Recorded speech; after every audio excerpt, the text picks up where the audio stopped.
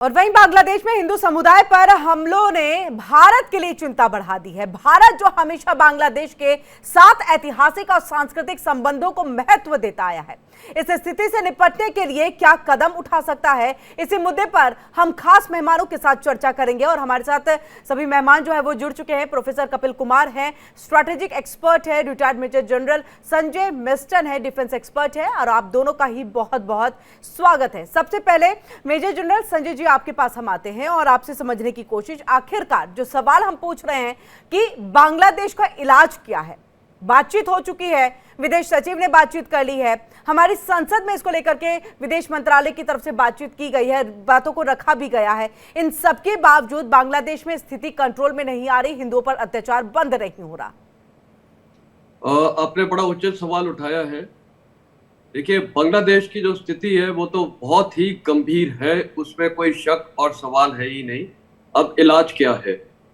देखिए, पहली बात तो इलाज भारत सरकार को डिसाइड करना है कि इलाज क्या है, कब है, कैसे लेना है और क्या क्या ऑप्शंस हैं। लेकिन क्योंकि अब हम लोग एनालिस्ट हैं तो हमारा भी फर्ज बनता है कि अपने व्यक्तिगत धारणा करें। तो मेरे को लगता है, देखिए, मल्टीपल ऑप्शंस हैं। सबसे पहले तो जो प्रधानमंत्री का स्टेटेड पॉलिसी है डायलॉग और डिप्लोमेसी, उस पर तो बहुत ही प्रेशर होना चाहिए, क्योंकि हर चीज का समाधान डायलॉग और डिप्लोमेसी से निकलता है। तो पहला तो वही है, और हाई लेवल विजिट्स होनी चाहिए।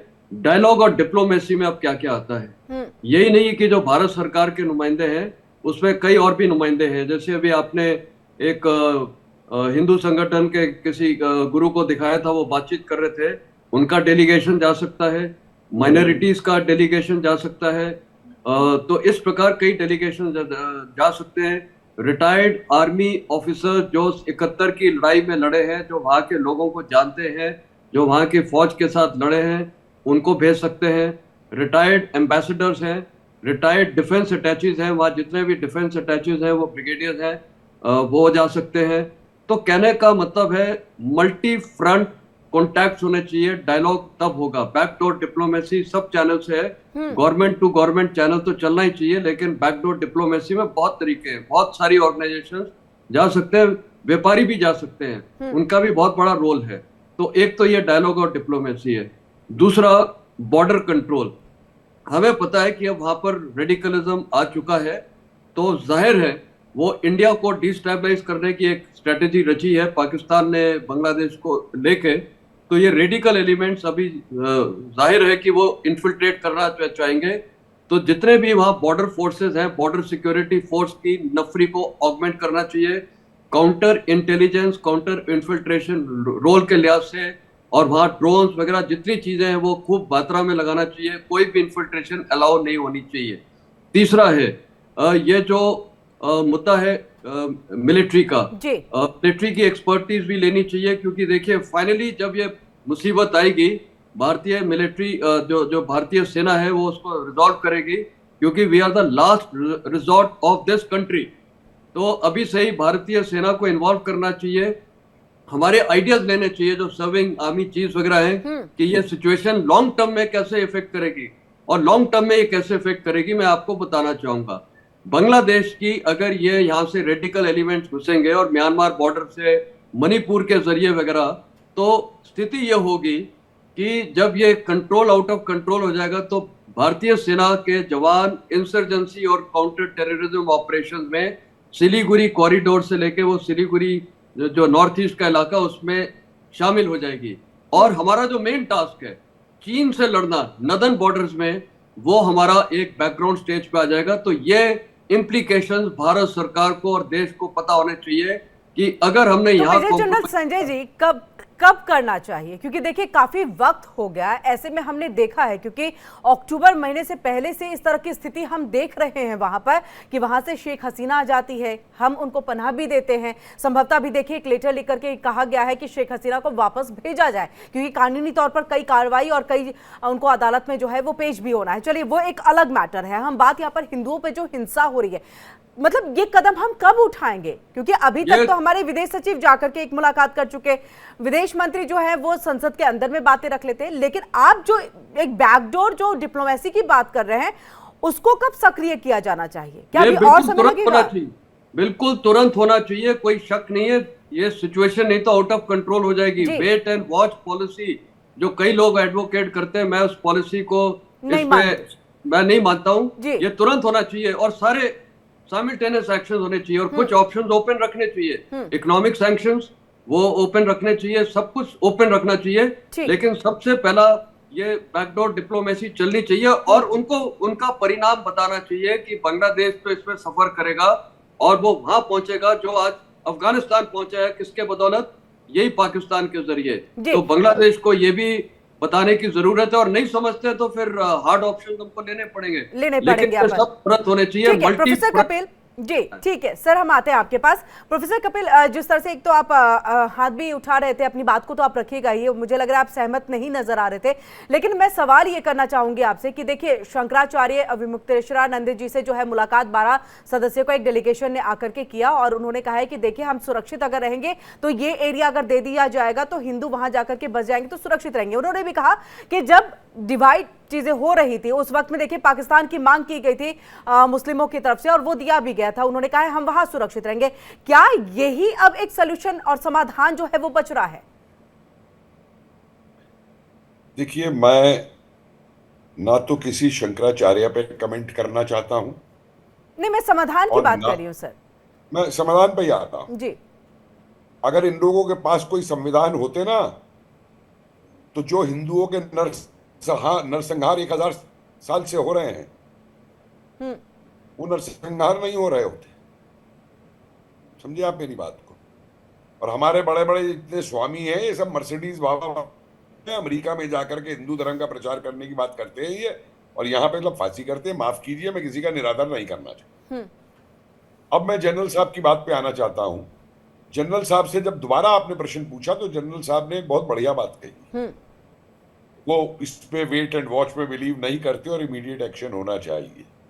मैं इसको पूरी तरह सपोर्ट करूंगा। और मैं आपको एक बात बताऊं, देखिए एक बड़ी पुरानी किताब थी फिशर की, फर्स्ट वर्ल्ड वॉर के ऊपर। उसने लिखा था कि war is politics stained with blood and before the war the struggle is fought by politicians and when the politicians fail armed soldiers take their position.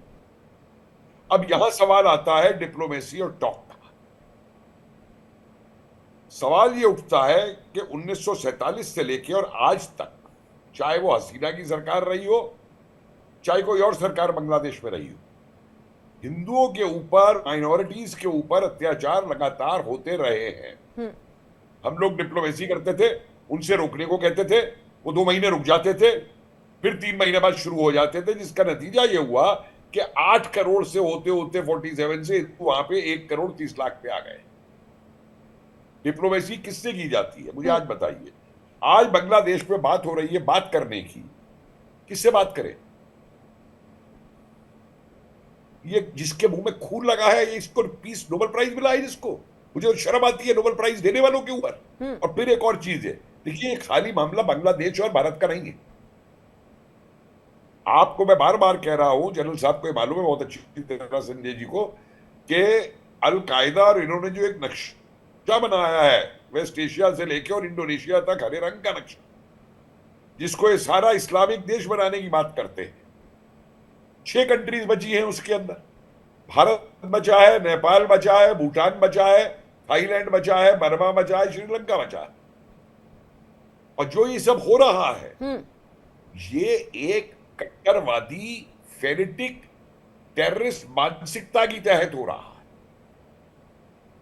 इसके कोई अगर ये कहे कि ये स्टूडेंट मूवमेंट से खड़ा हो गया या खाली अमेरिकियों ने करा दिया या चाइनीज ने करा दिया, मैं इसको नहीं मानूंगा। आज भी जो खबरें आ रही हैं, सब पाकिस्तान से वहां कंटेनर पहुंच गए। एक वहां के जर्नलिस्ट है जिनको हमारा मीडिया बिल्कुल तवज्जो नहीं देता है, सलाउद्दीन साहब, आज का ही उनका ट्विटर है कि पाकिस्तानी फ्रिगेट वहां पे आया, उसमें से 70 आतंकी उतरे, पूरे डॉक को बंद कर दिया गया और वो 70 आतंकी कहां भेज दिए गए नहीं मालूम। हम लोग ये बार बार कहते हैं, मैं आपसे भी कहूंगा किरण जी, खतरा हो सकता है, खतरा हो सकता नहीं है, खतरा हमारे सामने खड़ा हुआ है इस समय। हम काली जो जम्मू और कश्मीर के बॉर्डर के पार से हमारे ऊपर टेररिज्म के जंपिंग पैड्स बने हुए हैं, उसको ही लड़ने में आप देखिए हमको क्या कितनी अपने जवान शहीद करने पड़ते हैं। तो जब ये 4-5 हजार किलोमीटर का जो इलाका है बांग्लादेश के साथ में, जब यहाँ पे सारे पैड बन जाएंगे, जंपिंग पैड्स बन जाएंगे, जैसे जनरल साहब ने मणिपुर की बात कही कि वो सब आएगा, तो आप समझिए कि हमारा क्या हाल होगा। ये चीज हो चुकी है पूरी। अब सवाल आता है सॉल्यूशंस के ऊपर, हमारे सामने क्या क्या चीजें उपलब्ध है जी। मुझे एक बात बताइए, हम दुनिया के इतिहास से और एक्शन से कुछ नहीं सीखेंगे? अमेरिका अपने इंटरेस्ट के लिए जिस देश में घुस जाए कोई उंगली उठाता है उस पर? इजराइल ने एक एक्शन 7 अक्टूबर का हुआ, इजराइल ने क्या एक्शन लिया? आज अगर सुनिए, रशिया यूक्रेन में गया अपने नेशनल इंटरेस्ट के लिए, क्या हमारा अपना डिफेंस करना हमारा नेशनल इंटरेस्ट नहीं है?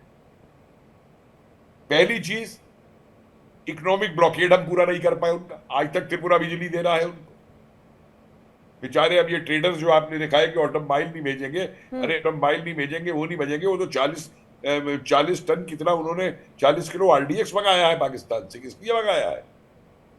क्या वो यूनस अपने दफ्तर में लगाने को आरडीएक्स मंगाया है यूनस ने? नहीं, तो इसके पीछे क्या मान रहे हैं प्रोफेसर कपिल कि हमारा ये सॉफ्ट कॉर्नर यूनुस सरकार के लिए क्यों है? क्यों आप, क्योंकि देखिए ये बात अगर आप समझ रहे हैं, ये बात जब मेरे जो संजय कह रहे हैं, तो कहीं ना कहीं इस बात को तो सरकार भी समझ रही होगी कि आखिर बात करे तो किससे करे। मैं बताता हूँ मेरे पे इसका जवाब है।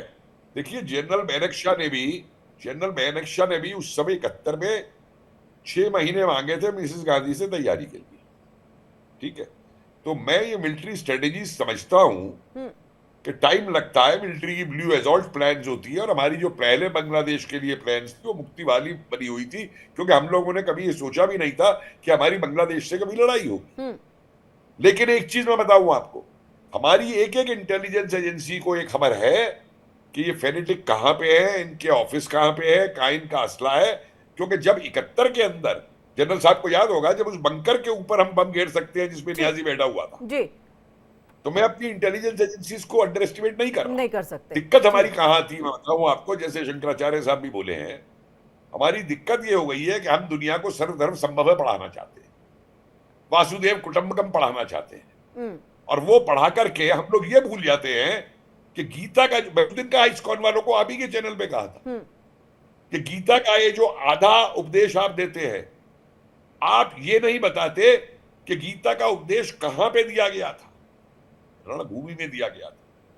गीता का उपदेश इसलिए नहीं दिया गया था अर्जुन को कि तुम मैदान शस्त्र छोड़ के भाग जाओ, ठीक है। गीता का उपदेश इसलिए दिया गया था कि अस्त्र उठा के अपने अधिकार के लिए लड़ो, लड़ने की जरूरत हम राम की पूजा करते हैं। ठीक है। मेजर जनरल संजय जी आपके पास हम आएंगे, क्योंकि देखिए अगर किसी देश में इस तरह की स्थिति बन रही है, सर बहुत वक्त कम है, जनरल साहब की ओपिनियन चाहूंगा उस पे, एक लाइन मुझे बोल लेने जल्दी से, ठीक है। जनरल साहब की ओपिनियन चाहूंगा मैं उस पे। जनरल साहब, क्या हमको ये नहीं चाहिए इस समय कि बे ऑफ बंगाल के अंदर हमारी जो इतनी बड़ी, हमने नेवी इतनी सशक्त खड़ी की हुई है, उसकी गश्त वहां बढ़ा करके कम से कम ये जो सी के रास्ते इसको असला और ये सब आ रहा है, हम क्यों नहीं चेक कर सकते? ठीक है मेजर जनरल जी, इसका जवाब तो आप दीजिएगा, इसके साथ साथ इसका भी जवाब दे दीजिएगा कि क्या भारत की तो जिम्मेदारी है, भारत अपने कूटनीतिक तरीके से आगे धीरे धीरे बढ़ रहा है, लेकिन इस बीच में जो इंटरनेशनल फोरम की हम बात करते हैं, यूएन की हम बात करते हैं, अमेरिका ने भी कह दिया है कि जो हो रहा है गलत, लेकिन महज कह देना क्या ये समाधान है, या फिर आगे कदम उठाने की जरूरत है, बाइकआउट करने की जरूरत है, जैसे भारत के अंदर देखने को मिल रहा है?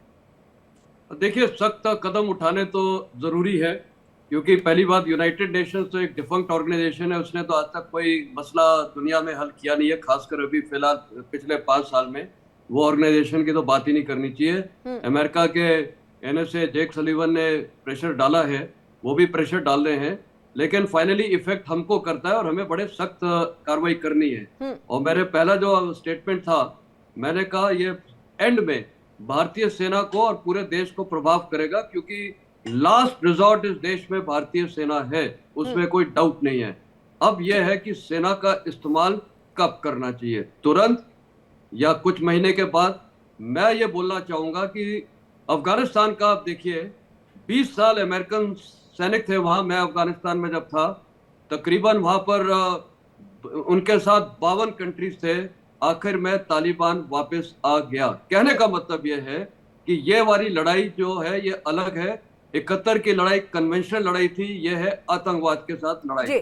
ठीक है। आतंकवाद की लड़ाई को डील करने के लिए अलग स्ट्रेटेजी सोचनी अलग पड़ती है। स्ट्रैटेजी की आवश्यकता और होती है। उसके लिए वक्त की कमी है इंटेलिजेंस- सर, माफ कीजिएगा, चर्चा को आगे हम नहीं बढ़ा पाएंगे। आप सभी का बहुत बहुत शुक्रिया हमसे यहाँ पर जुड़ने के लिए और तमाम बातचीत करने के लिए। प्रोफेसर कपिल आपका भी शुक्रिया, मेजर जनरल संजय जी आपका भी बहुत बहुत शुक्रिया हमसे यहाँ पर बातचीत करने के लिए। तो इसी के साथ तुरंत प्रभाव से जो है यहाँ पर कदम उठाने की जरूरत है और सख्त कदम की जरूरत है।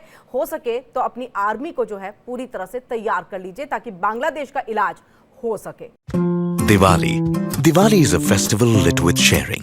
And some gifts aren't given, they are expressed. No way! I love it. Because you deserve the best seat in the house. Where did it go?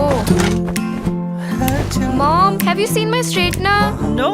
Go check the living room.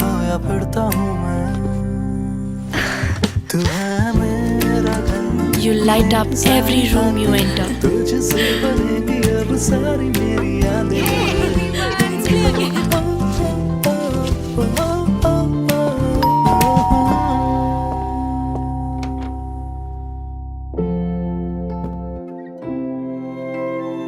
So your friends can taste the love in your food.